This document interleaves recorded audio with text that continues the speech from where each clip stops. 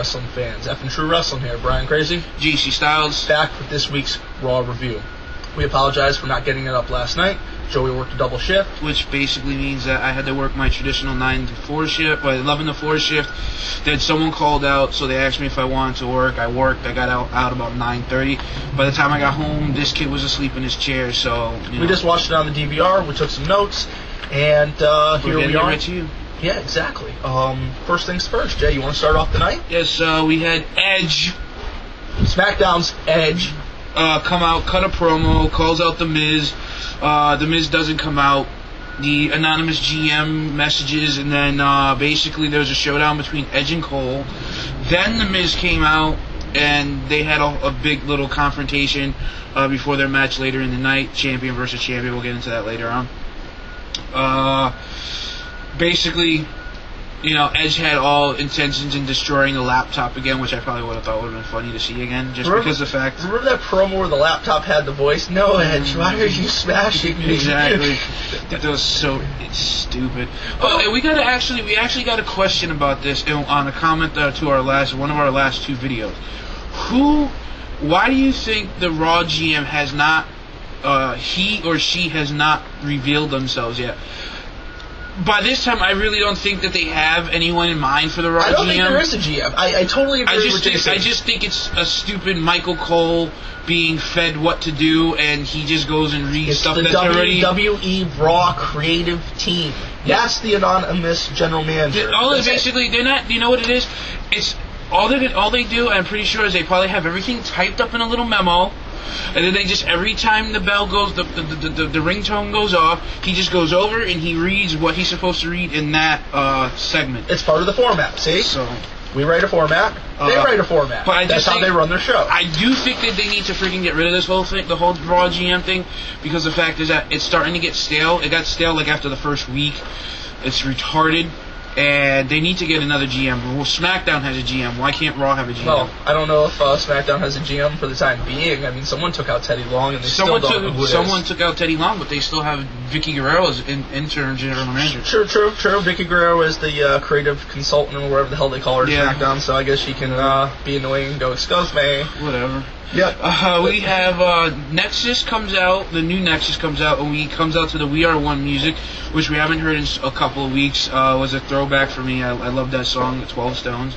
And pretty much, basically, CM Punk comes out and is like, everyone in the Nexus is going to favor to me. They are going to sacrifice themselves so that I can win the Royal Rumble. And then they basically come out and he goes through everyone in the Nexus, hands the mic to Mason Ryan, who is now officially added to the Raw roster. Yes. And he just says, the only thing he says is faith, and then hands the microphone back. Then the chorus music hits, they come walking out, they look like there's going to be a confrontation between Punk and Barrett and the core and the new Nexus. Then they basically turn around and just, the Raw GM again sticks his nose in other people's business and basically makes a match for later in the night. John Cena as a referee versus Wade Barrett versus CM Punk. The winner's team is in the Royal Rumble match, and the loser's team is out. Yes. Did you think Cole was going to have like a freaking orgasm or something when he said the referee is going to be John Cena? Yeah, that was so stupid. Really freaking stupid. But, I mean, who else was the GM? The GM going to pick, excuse me. Of course you knew it was going to be John Cena. Next match we see Alberto Del Rio and Sheamus tag together versus John Morrison and Mark Henry. Kind of a filler. I mean, I guess you're seeing just a little, bit of the inter-promotional battle that's been going on, but I mean, what's Mark Henry really have to do with Alberto Del Rio, except for losing that match to him last week, and, I don't really see... Okay. Filler? And I told Brian this last night, and I don't like the fact, and this has been going on in the WWE for the longest time, but the thing is, they have someone job to like, no offense to Brian, because I know he likes the guy, to Alberto Del Rio, one, It's part of the business. You have the guy job to a friggin' cross armbar, which we know easily. Spinning cross armbar. Which we know for a fact that Mark Henry could have easily broken out of. If he could have gained a vertical footing. Dude, not even gain the vertical footing. All you gotta do is just fucking push the guy's foot right off your chest. Boom, you broke the move. It's not that hard. When he's setting that shoulder, you'd be surprised. Plus, just to comment on what you said, jobbing is part of the business. I mean, that's how you advance stars. You know, when certain superstars get to a point in their career, they even begin to job. They go from being main eventers to,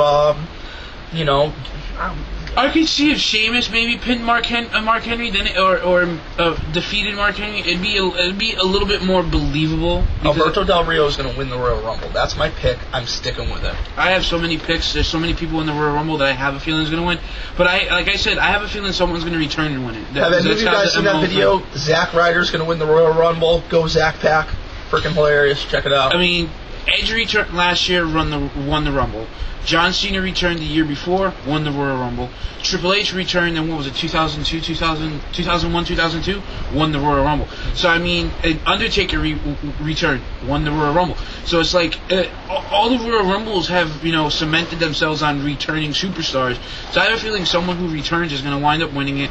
The idea of Edge versus Christian, to a lot of us fans, isn't going to happen. It's been tossed around to a lot to the creative team, to the booking, and it's not going to happen. And as much as I really want to say I want to see Edge and Christian in the main event, but it's not going to happen. Christian isn't scheduled to anything until after WrestleMania to return, so I don't know. The biggest push we're going to see actually coming out of SmackDown, believe it or not, guys, is going to be Chris Masters. Post Royal Rumble, we're going to see Masters get a big push, which he's gotten once in the past and they dropped the ball. Can we finally see the masterpiece, do something? But you know what though, they push the masterpiece so much, and he usually right when he's about to get a main event push, he either gets knocked back down to the mid card or they turn around and they release him. Well, they released him last time because he screwed up, and if it wasn't for Randy Orton, he wouldn't be back right now. And funny enough, commenting on what JC had to say about those Edge and Christian notes from behind the scenes, there's a former writer for the WWE who's released a lot on his blog. Now it's down and says it will return, but unfortunately some of the wrestling news sites were able to cut and paste some tidbits of this and post it on their sites.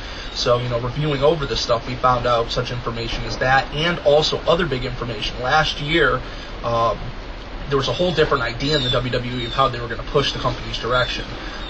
Originally the SmackDown Money in the Bank, correct. SmackDown Money in the Bank, excuse me. I was trying to think 5 sentences ahead of myself, and I should just tell you the one I'm thinking about right now.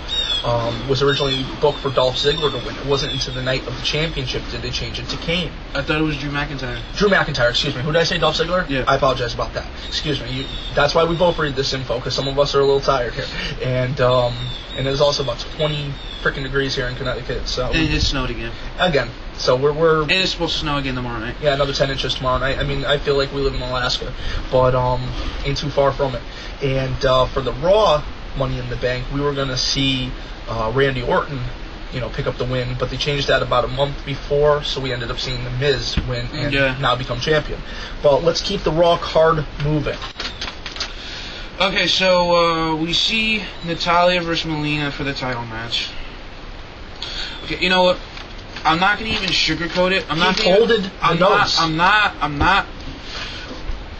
tired of seeing weak Divas matches. Okay, I'm tired of seeing the booking of. Okay, first of all, the Divas Championship. The Divas Championship. Okay. You went from having the Women's Championship, which had the same heritage as the championship that the Fabulous Moolah held back in the 80s. Women's Championship, a sign of empowerment. Okay, because TNA has the Knockouts Championship, WWE decided to take the Divas Championship, which has no lineage, no heritage, no historic value, and I'm tired except of it. For the last few years. Compared to the Knockouts, from now on, when I see a Divas match, I'm changing the channel, because I'd rather see the Knockouts compared to the Divas. An exception for eye candy, these women do not have... I mean, Natalya Neidhart has some wrestling ability. Yes. Don't get me wrong. Melina has some wrestling ability. But she's being booked improperly. She's being booked against people who can't fucking wrestle. He said it right. Melina can wrestle. What the fuck is she doing out there? She's going out there looking like she has no fucking coordination. If you're gonna go out there and fucking not wrestle, leave the fucking business. Go back to fucking working and working wherever you worked before you came to the WWE. I'm tired of it. If I ever get a chance to meet Melina, I'll tell it to her fucking face. I'm like, you know what, girl? You look good, but you can't wrestle. Get the fuck off my TV. If you ain't gonna go out there and fucking work and perform, we don't want to fucking see you. You know, we're tired of this shit. We watch this program to see people perform, to see good action, to see... You know, honestly, it's entertainment. We know it's entertainment. We watch it. We enjoy it. We do reviews on it. Obviously, we enjoy it. But we want to see difference. We want to see a change. We don't want to see more of this same. And now we're going to have to fucking see... Now, I'm spending $45 to order the Royal Rumble. And guess what? I have to fucking see a Divas match on the Royal Rumble. Well, I like Michelle McCool. Not to blow it, but Michelle McCool versus Natalya at the Rumble is the announced match. I like Michelle McCool. I'm not going to lie. I think she has a lot of athletic ability. But the fucking maybe these two booked against each other can perform. I doubt it. Maybe they will tear the roof off. And then I'll take back what I just said. A Divas match will never tear a roof off the house.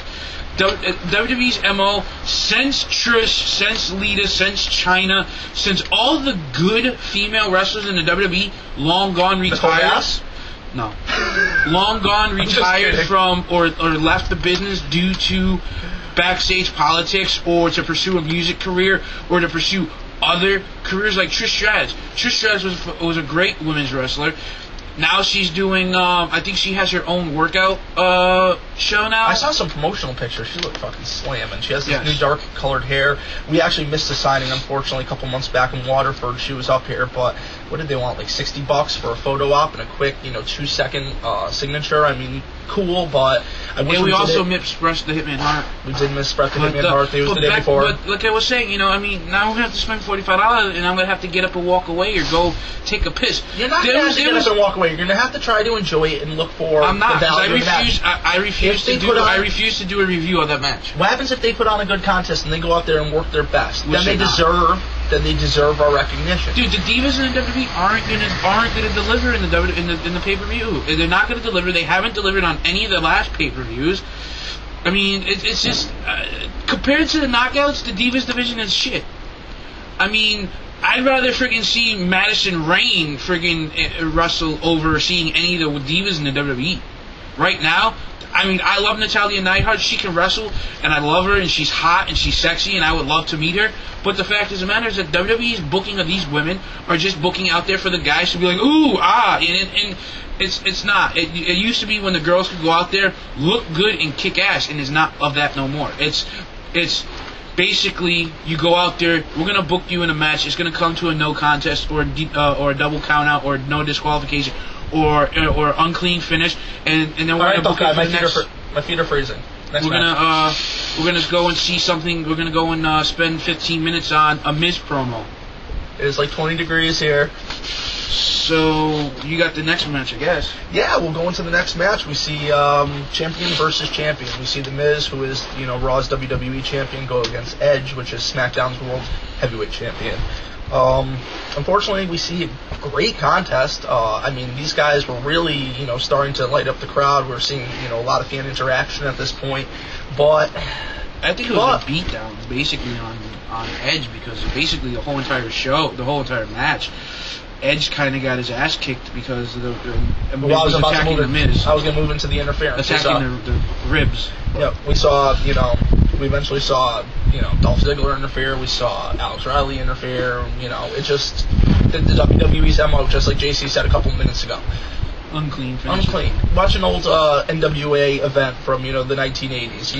Maybe one count out. 90s. Maybe watch the 90s. I mean, the 90s had some really great wrestling and some really great finishes. It did. And even the 2000s. I was watching, believe it or not, guys, when I woke up this morning, I threw on the Invasion pay-per-view for a little bit. And, dude, that was, the promo package leading into the inaugural Brawl was freaking phenomenal. I mean, the music, the clips, the fades, just the whole production value was insane. They need, whoever they fired, bring that guy back. we have. Then we move into a Wade Barrett promo. Basically, he turns around and he says the new Nexus lacks leadership. It doesn't lack leadership, but all it is just a cult, and basically it is a cult. He goes on. He's like, you're not going to see that with the core. There's no leader here, basically. Then Josh Matthews goes in to ask about the attack on Teddy Long, and he comes around and he basically goes to state that he states, we had nothing to do with it, but we all know that they probably had something to do with it.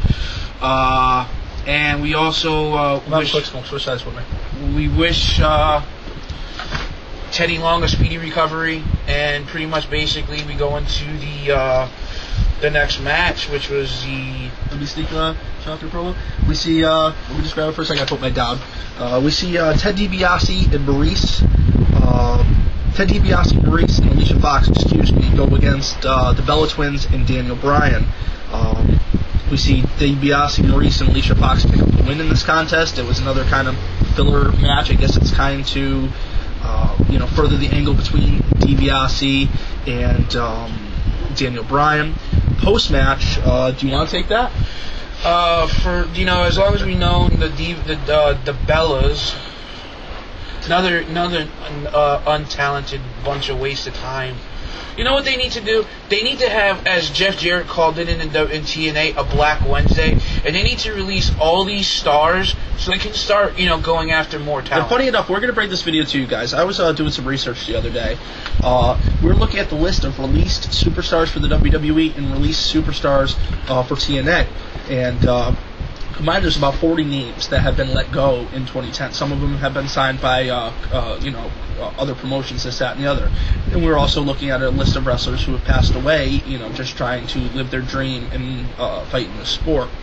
So we are going to bring you a video at a future time and date. We don't know exactly when yet, but we are going to highlight, these superstars that have given the ultimate sacrifice, and we are going to also highlight all the men and women that unfortunately weren't given a chance to compete in 2011 in the promotion that they started 2010 off in. Yeah.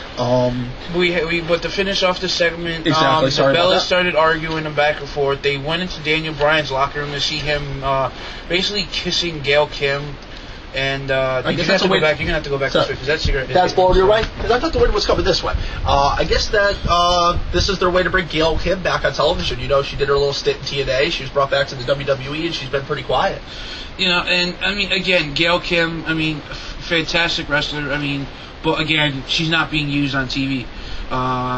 She's not being... Every time she gets a little speedy push, she gets knocked right back down. WWE's booking drops the ball again, like it always does, and this is my biggest problem with the WWE. And it hurts. Are we going to not see the Bellas on screen for another 6 months? Or are they going to be a feud with Gail Kim? Well, they need to do something. They need to start releasing some of these unused people, because let them go somewhere where they can wrestle and be used properly. But you release Caval, and you don't have a story for him, but you come up with this whole convoluted fucking story with Gail Kim and the Bellas and Daniel Bryan. I've been pitching it for the last month since Caval's release. You could have put him in a tag team with Daniel Bryan. They could have each had a Bella. Everybody could have shared, and everybody could have gotten along. It wasn't even... No, it's not even that. You had a WWE had something in their hands, and what happened? Okay, I'll give you a for instance. Here's Caval. WWE's hands. That's exactly what happened. They dropped it. They dropped it because they had nothing to do with for him. Hello. You could have pushed him for. You could have. They pushed him for Intercontinental Championship. Then they had him job. Then they pushed him again. Then they had him job, and then they released him. Now, you put Kofi as the IC champ again. Why couldn't Kofi and Caval have a feud? Why couldn't Caval got the IC belt? Yeah, Kofi's great. I have no beef with Kofi. But he's been there. But he's been there. He's done that. And was that a Kofi bashing session by XBA? I think so. Yes. That was pretty funny. But so then we move into there's 2 contests left for the night. The first one that I'll get into is Husky and Mr. Perfect Jr. go against Kozlov and Santino, who are the reigning tag team champions. This was a non title match. Clean finish, kind of a squash match. You know, a lot of brutality out of Kozlov. Santino tried to hit a Cobra. I mean, there's not much to say there. Not much to say there. The last match of the night, am I supposed to be scheduled for that? Yep, you were. Actually, I took yours, you take mine. Okay. Excuse me. We had the... My hands are cold. I don't really need this anymore. I mean, I know what happened. Yeah. I know what happened too. But we had CM Punk versus Wade Barrett. Special guest referee John Cena. You had the new Nexus and you had the Core out there. Basically, Cena goes to ring the bell and then he goes like this. He goes, you, and then he looks at Mason Ryan. He's like, you, and he's like, and you over there, you know, throws them out. Then he goes to ring the bell again, and then he goes and he turns around. He scratches his head, basically, you know, wasting more television fucking time. 40 minutes to 11:07 here in the States when Raw goes off. Yes. Actually, no, Raw went off the air pretty early last night. I think it went off about like 11:05. Really? Yeah. Wow. They didn't even milk their last 2 minutes. He turns around to the Core. You throws them out. Then he walks over. He goes, ring the bell. More wasting time. I would have at least the good way to do this in WWE. You know, thinking in the mind, have a double disqualification. John Cena, okay, a clean double disqualification. Unlike the John Cena version of a double disqualification, because due to profanity, excessive profanity between the two wrestlers. I mean, I can understand why he kicked out the members of the Core and the members of Nexus. He's trying to keep, out of the ring brawl from happening. He's trying to keep the competition in the ring. But then we see a brawl between a couple of every other SmackDown fucking superstar on the whole planet. And then they turn around and they before that happens, you have a segment. The Raw GM anonymously comes out again, sticks his nose in the business again, and basically says, John, if you don't, it basically says, you know what, they are in the Rumble match, but if you don't get in the ring and apologize, you are going to be out of the Rumbles match. He didn't go in, he didn't apologize, he basically goes in there and starts throwing fists, and that's how the brawl starts, and it's just ridiculous that we didn't get to, now we have to wait until Sunday for our showdown. But early in the program, Husky Harris actually said it himself. What happens if CM Punk gets in the Rumble and is eliminated before either new Nexus members can actually get to the ring? Yeah, exactly. And he says, Michael, don't worry about it. Yes, have faith. No, Husky, have faith. Yeah. But it's just... Was it Husky? I thought it was Michael. It was Husky. Oh, it was Husky, excuse me. He's like, but guys, he's like, Michael, have faith. Husky, have faith. But you know what? Again, you know, what is this going to turn out to? A big faction brawl? I mean, it's going to be showdown. I'm guaranteeing it. I'm going on the limb. I'm going to guarantee that the last 4 to 5 guys in the ring is going to be Wade Barrett. It's going to be CM Punk. It's probably going to be one other member from either the Core or the new Nexus. Probably John Cena. If Triple H returns, which I doubt it. He'll probably be in the finals. He's really not pushing towards a return, guys. He is very comfortable. Yeah, but you know what though? WWE might be making this a quiet thing because I mean, look at the whole thing. I mean, Kevin Nash is trying to keep his return quiet. And he's about to be a big player in the main event Mafia. And not to stray to TNA too much, but if they're going to do it, they need to do it with the original members or find good substitutes. They can't use weak wrestlers because Matt Morgan would hands down fit in the main event Mafia. Oh, he would. I could see. But, Morgan. Remember the Fortune's promos they cut. When he was done up in the suit, he could fit main event Mafia all day. So let's see. Let's run it down. Real quick.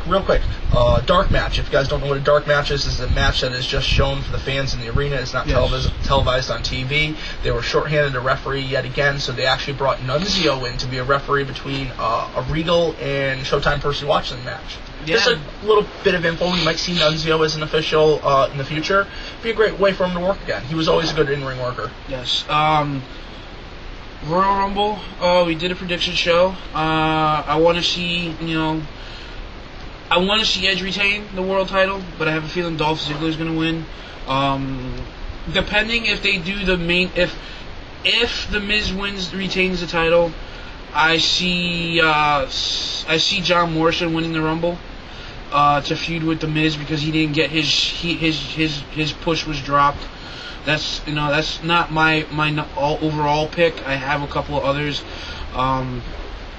why not, instead of booking a Divas match, why not book a United States title match between Ted DiBiase and Daniel Bryan? That would be a good match, and hopefully maybe we'll get a chance to see it, and they just kept it under the wraps, trying to hype up the Rumble in the last few days.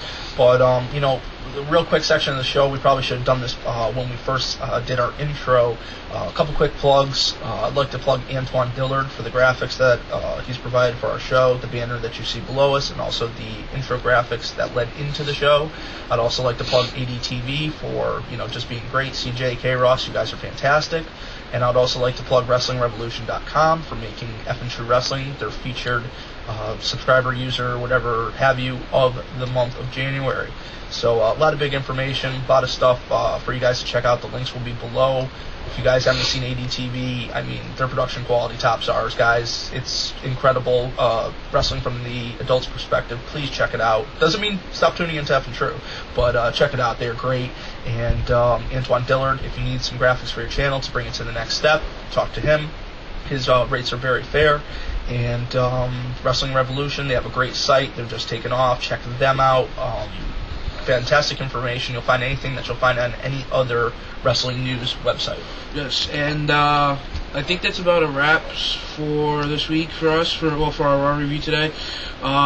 We will be back Thursday night, hopefully, with a Impact review. Friday for SmackDown? Hopefully Friday for SmackDown. I think I have to be at work very early on Saturday, so it depends. We'll see what happens there, and we'll definitely be back right after the Royal Rumble to bring you all the information that happened in the Rumble, just in case if you guys aren't able to get the pay-per-view this year. But I think JC summed it up pretty well. Raw was, in second thought, I said the show was okay leading in. It was mediocre at best. I think JC, did a real good job saying what a lot of the faults are currently on Raw, what they need to do to strengthen their product. And guys, apologize, we haven't had our coffee yet. It's freaking freezing cold, so we're out of here. Yes. So as for F and True Wrestling, you already know that. You already know that. I'm JC Styles. I'm Brian Crazy. And we'll see you later.